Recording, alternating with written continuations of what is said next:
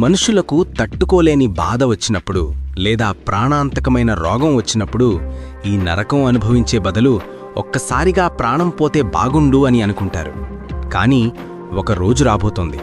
ఆ రోజున మనుషులు చనిపోవాలని కొండలపై నుండి దూకుతారు, కాని చావరు. విషం తాగుతారు, కాని ప్రాణం పోదు. ఎందుకంటే ఆ 5 నెలల పాటు దేవుడు మరణాన్ని భూమి మీద నుండి తీసివేస్తాడు.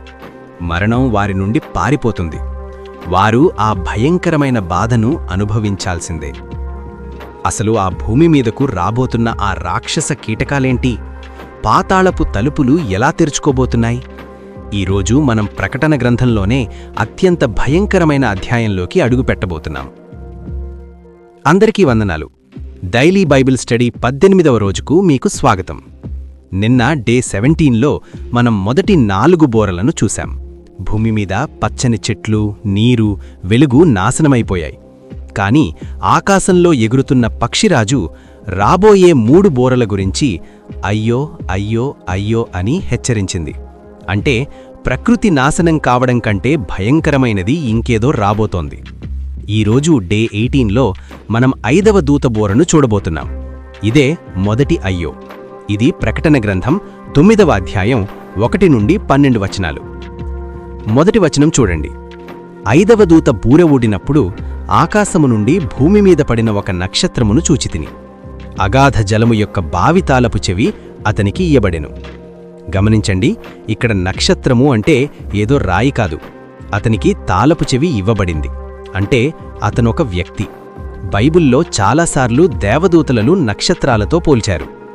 యెషయా 14వ అధ్యాయంలో లూసిఫర్ ఆకాశం నుండి పడవేయబడ్డాడు అని చదువుతాం. యేసుక్రీస్తు కూడా సాతాను మిరుపువలే ఆకాశము నుండి పడుట చూచితిని అన్నాడు. సో ఈ పడిన నక్షత్రం బహుశా సాతాను లేదా ఒక ఉన్నత స్థాయి కలిగిన పడిపోయిన దేవదూత అయ్యుండొచ్చు. దేవుడు అతనికి ఒక లిమిటెడ్ పర్మిషన్తో పాతాళపు అగాధాన్ని తెరిచే తాళపు చెవిని ఇచ్చాడు. 2వ వచనం చూడండి. అతను ఆ తాళంతో పాతాళపు తలుపులు తెరవగానే పెద్ద కొలిమిలో నుండి లేచి పొగ వంటి పొగ ఆ బావిలో నుండి లేచెను. ఆ బావి పొగ వలన సూర్యుడును ఆకాశమును చీకటి కమ్మెను. సాతాను పని ఎప్పుడూ చీకటితోనే మొదలవుతుంది. మనుషుల ఆత్మీయ కళ్ళు మూయించడానికి, సత్యాన్ని కప్పివేయడానికి ఆ పొగ భూమిని కమ్మేసింది. కాని ఆ పొగలో నుండి కేవలం చీకటి మాత్రమే రాలేదు. 3వ వచనం చూడండి. ఆ పొగలో నుండి మిడతలు భూమి మీదకు వచ్చెను. భూమి మీద ఉండు తేళ్లకుండు అధికారము వాటికి ఇయ్యబడెను. ఇవి మామూలు మిడతలు కాదు. మామూలు మిడతలు ఆకులను, పంటలను తింటాయి. కాని 4వ వచనంలో దేవుడు వాటికి ఒక కండిషన్ పెట్టాడు. గమనించండి. భూమి మీద ఉన్న గడ్డినైనను, ఏ పచ్చని మొక్కనైనను, ఏ చెట్టునైనను పాడు చేయక నొసళ్లయందు దేవుని ముద్ర లేని మనుష్యులను మాత్రమే పాడు చేయవలనని వాటికి ఆజ్ఞ ఇయ్యబడెను. చూశారా, మహాశ్రమల కాలంలో దేవుని ముద్ర కలిగి ఉండటం ఎంత ముఖ్యమో. మనం లోకల్లో ఎన్నో కష్టాలు, కన్నీళ్లు, ఆర్థిక బాధ లేదా ప్రియమైన వారి మరణాన్ని కూడా ఎదుర్కోవచ్చు. కాని ఆ సాతాను శక్తులు, ఈ మిడతలు దేవుని బిడ్డల ఆత్మలను మాత్రం తాకలేవు. మనకు దేవుని రక్షణ కవచం ఉంది. ఈ రాక్షస మిడతలు మనుషులను ఎలా హింసిస్తాయి? చంపేస్తాయా? లేదు. 5వ వచనంలో వారిని చంపుటకు కాదుగాని 5 నెలల వరకు వారిని బాధించుటకే వాటికి అధికారం ఇయ్యబడెను. బహుశా మిడతల జీవితకాలం 5 నెలలు, అంటే మే నుండి సెప్టెంబర్ వరకు ఉంటుంది. కాబట్టి దేవుడు ఆ సమయాన్ని నిర్ణయించాడు.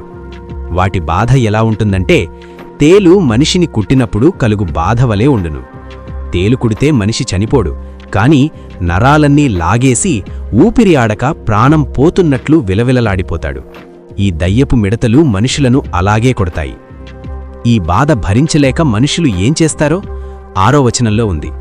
ఆ దినములలో మనుష్యులు మరణమును వెదుకుదురు, గాని అది వారికి దొరకనే దొరకదు. చావాలని ఆశపడతారు, కాని మరణం వారి నుండి పారిపోతుంది. ఎంత భయంకరమైన పరిస్థితి! దేవుని లేకుండా బ్రతికినవారు, అబద్ధ దేవతలను పూజించినవారు ఆ రోజు చావు కోసం బ్రతిమాలుకుంటారు. కాని ఆ 5 నెలలు ఎవరూ చనిపోరు. దేవుడు మరణాన్ని లాక్ చేసేస్తాడు. అసలు ఈ రాక్షస మిడతలు చూడ్డానికి ఎలా ఉంటాయి? యోహాను 7 నుండి 10 వచనాలలో వాటిని వర్ణిస్తున్నాడు. యుద్ధానికి సిద్ధపరచబడిన గుర్రాల వలె ఉన్నాయి. వాటి తలల మీద బంగారు కిరీటాలున్నాయి, అంటే అవి జయించడానికి వస్తున్నాయి. వాటి ముఖాలు మనుషుల ముఖాల వలె ఉన్నాయి, అంటే వాటికి తెలివితేటలు, ఇంటెలిజెన్స్ ఉన్నాయి. వాటికి స్త్రీల తలవెంట్రుకల వంటి వెంట్రుకలున్నాయి, అంటే చాలా ఆకర్షణీయంగా, మోసపూరితంగా ఉంటాయి. వాటి పళ్ళు సింహపు పళ్లవలే ఉన్నాయి, అనగా అత్యంత క్రూరమైనవి. ఇనుప కవచాల వంటి రొమ్మ కవచాలున్నాయి, అంటే మనుషుల ఆయుధాలు వాటిని ఏమీ చెయ్యలేవు. వాటి తోకలు తేళ్లు తోకల వలె ఉన్నాయి, వాటికి కొండ్లున్నాయి. వీటిని చూస్తే మనకి ఏమర్థమవుతోంది? ఇవి మామూలు కీటకాలు కాదు, ఇవి పాతాళంలో నుండి విడిపించబడిన దయ్యాల సమూహాలు.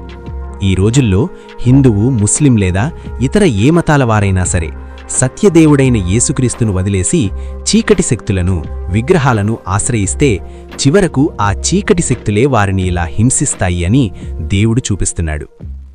సాధారణ మిడతలకు రాజుండడని సామెతల గ్రంథం 30వ అధ్యాయంలో మనం చదువుతాం. కాని 11వ వచనంలో ఈ మిడతలకు ఒక రాజున్నాడు. అగాధ జలము యొక్క దూత వాటికి రాజుగా ఉన్నాడు. హిబ్రీ భాషలో అతనికి అబద్దోను అనియూ, గ్రీకు భాషలో అపల్లోను అనియూ పేరు. ఈ రెండు పేర్లకు ఒకే అర్థం, నాశనకారుడు. యేసుక్రీస్తు మనకు జీవాన్నివ్వడానికి వస్తే ఈ అబద్ధోను మనుష్యులను నాశనం చేయడానికి పాతాళంలో నుండి వస్తున్నాడు. సో ఈరోజు మనం నేర్చుకున్న పాఠం క్రీస్తు విరోధి రాజ్యం రాబోయే రోజుల్లో ఎంత భయంకరంగా ఉంటుందో ఈ 5వ బూర మనకు చూపిస్తోంది. పాతాళం తెరుచుకుంటుంది, దయ్యాలు స్వేచ్ఛగా మనుష్యుల మీద దాడి చేస్తాయి.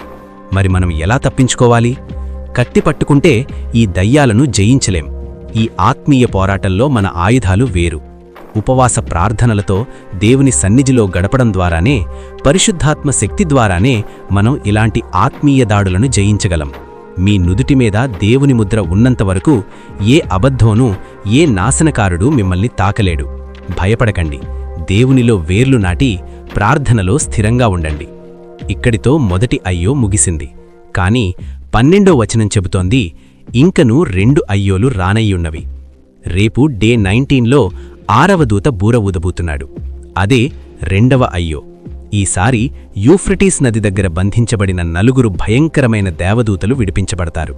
వారు ఎంటగా 20 కోట్ల రాక్షస గుర్రపు రౌతులను తీసుకువస్తారు. భూమి మీద 3వ వంతు మనుష్యులు ఎలా చంపబడతారో ఆ భయంకరమైన యుద్ధం గురించి రేపు చూద్దాం. దేవుని ఆత్మీయ ముద్ర మిమ్మల్ని ప్రతి అపాయం నుండి కాపాడుగాక. ఆమేన్.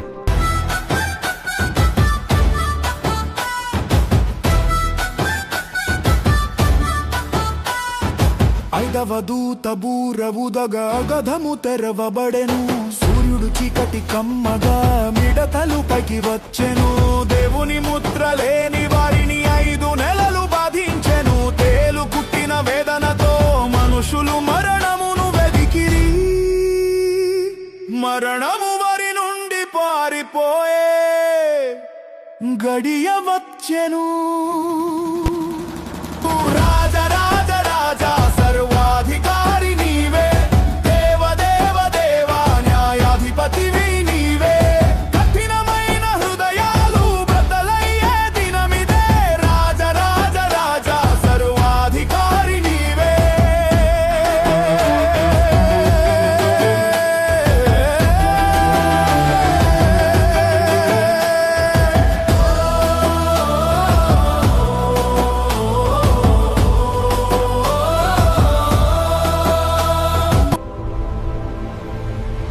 Strength in grace. It's all about Jesus.